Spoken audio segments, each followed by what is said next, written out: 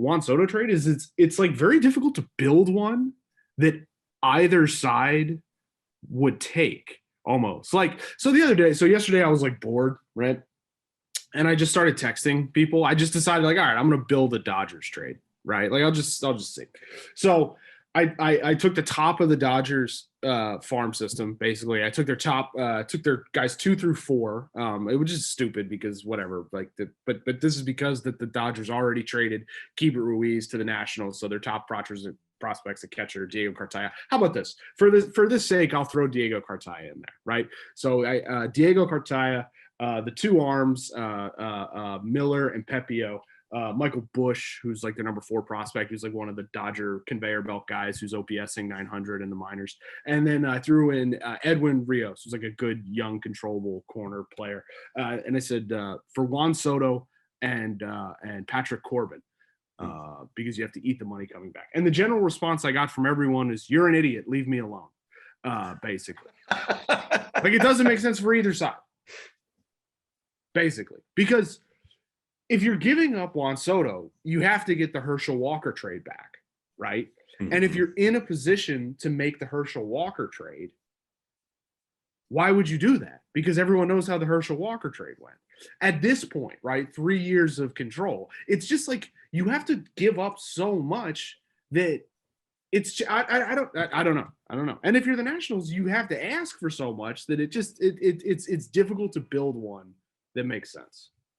He's so rare insofar as being in his early 20s and already a legit MVP, a perennial MVP candidate. How can you trade someone like that without getting the Herschel Walker? You can't. And what's the point of having a baseball team if you're not going to keep Juan Soto? Even if he leaves in free agency, you still get that extra last year of Juan Soto that has value. That has value to a franchise. If they make the valiant effort with all the exclusive negotiating time that they have, and they get to the finish line of the World Series ends in 3 years, oh, we couldn't get it done. You still got that extra year of Juan Soto, and you get to turn to your fans and say, we offered him $400 million. We just couldn't get it done. It wasn't the right fit for either one of us. But boy, wasn't all that Juan Soto great? And that's what you're giving up right now. If you're trading him with 3 years left in his deal, that's a lot of Juan Soto. If you're thinking a baseball player's career is 15 years, if he's lucky, you're talking a fifth of the Juan Soto. I think a fifth of Juan Soto sounds delightful. You know, that's what you're giving up. And to get back Cameron Maybin and Adam Miller, maybe, who knows? Like, I don't know. It's a tough sell. You know, the other part of this, and Andy said it, that this is such an really mostly an intellectual exercise at this point, because when you look at the reality of it, it's so difficult. You know, I don't know if there's enough like suckers in the game to do it. No, like, you know, like for instance, we were looking at that Marlins trade, right? Miggy Cabrera. I mean, check out the names, right? Like for a blockbuster to be that one-sided. I have a hard time envisioning a scenario where, you know, people don't have a good enough read on their own players to have that happen. I just think there's more sophistication in the sport about assigning value in a way that makes sense to you, you know, for each team. Now you can disagree with some of the nuance in that, and that's what makes the difference in how people are valued, obviously. But I think just in general, as a sport, just so much more sophisticated that it's really, really difficult. It's another obstacle as far as pulling off something like this, which, you know, I think Rosenthal called it a dubious baseball idea, and I would tend to agree with that anyway. Yeah, well, you need several things in order to make this happen, right? You need a very good farm system. You need to have financial resources, financial resources. Sorry for being anti-labor. You need to have an owner willing to spend. Thank you, comrades. Appreciate all of you for listening. You need to have an owner who's willing to spend. You need to, and that's both for Soto and for the theoretical poison pill you might have to take back with him, whether it's, you know, Corbin. I suggested like Steven Strasburg, but the Nationals, I would assume, have insurance on him, and so that's less of a financial burden. Anyway, but theoretically, you eat a bad contract coming back. And you need to have a general manager or a head of baseball operations or an ownership group who's not risk averse. There's not that many places in baseball that check all of those. Like, and so there's teams that have money, there's teams that have a good farm, and there's teams that have sort of crazy GMs, but not many fit all three. Dude, And so it's yeah. No, I'll add one more box. And this is something that I think people get overlooked this a little bit. Even if you had the crazy GM that wasn't risk averse, that person also needs to be able to manage up and convince that owner that, hey, this is something we need to do.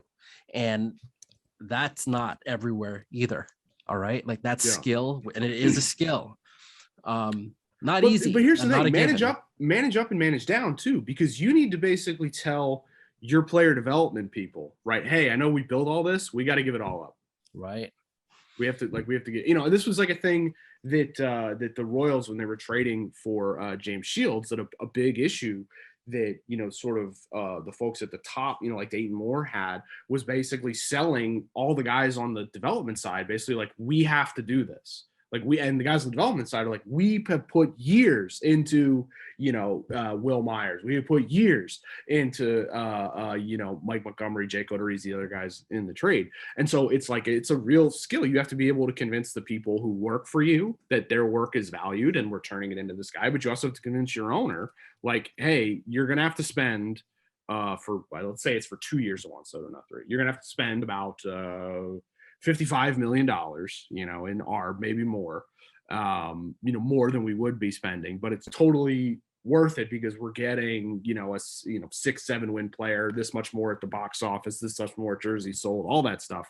But we have to give up a lot. And if it doesn't work, we have made it potentially more difficult to win in year 4. Now, like, these are not arguments that necessarily like fans care about, but for these guys who think in terms of probabilities and how do we keep the window as open for as long as possible, it's I don't know, it's like I said, it's an intellectual exercise because it's just very difficult to actually pull it off if the Nationals are even all that interested in moving him, which they probably shouldn't be until next year.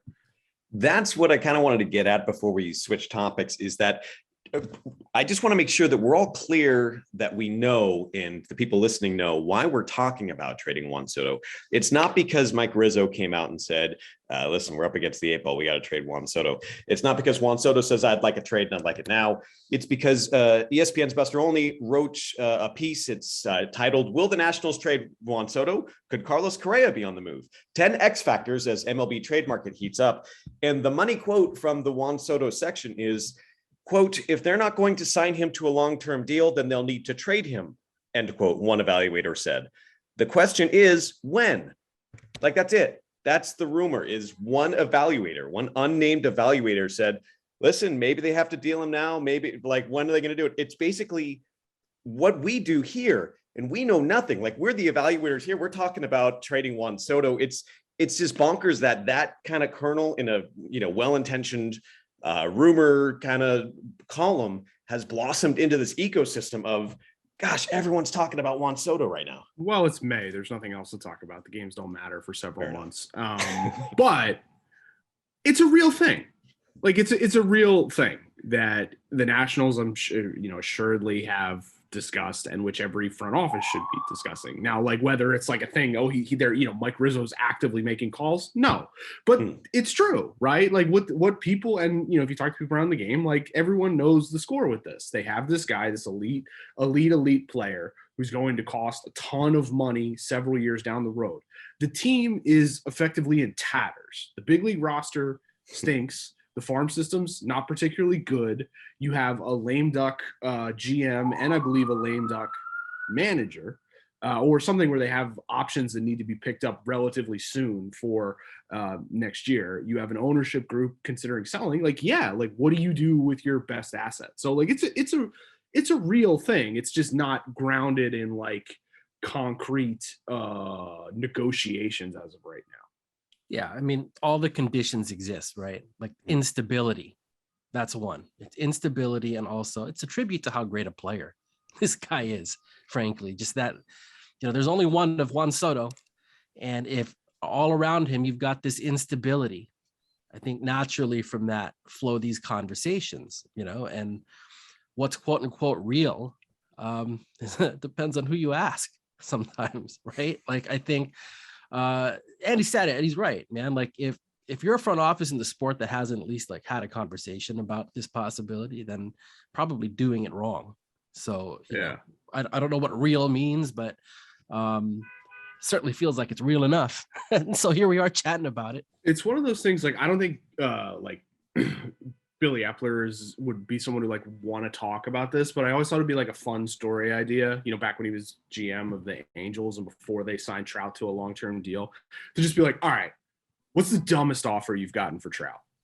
Like, what's the dumbest approach has anyone called and offered like one prospect, like what, and it's because it's that there's that old, I don't know the exact details and I just, whatever. There's like a famous story between two execs where they're sort of texting about an offer, and a guy, offers like a C-level prospect for an A-level pending free agent, and the other GM responds like, come on, man. And the second GM writes back like, LOL, had to try. Like, yeah, you gotta ask, right? It happens more now because so much of their interactions are on text. Yeah. And so what they'll get back, I think Brian Cashman has said this before, like it's a parlor game for him to figure out what like animated GIF to send back.